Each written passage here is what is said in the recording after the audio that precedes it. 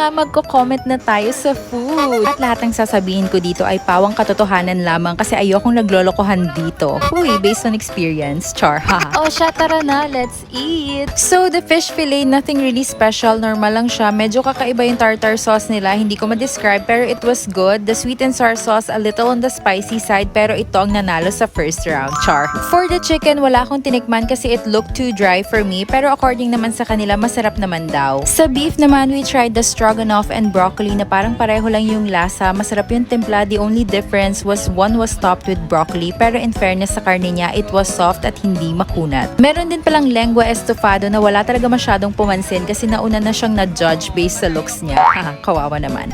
Sa pastas, pinagpilian yung pasta marinara, lasagna na meaty pero on the sweet side and medyo nabitin kami sa cheese. Yung seafood pasta naman, kung sa looks lang, talo na siya agad.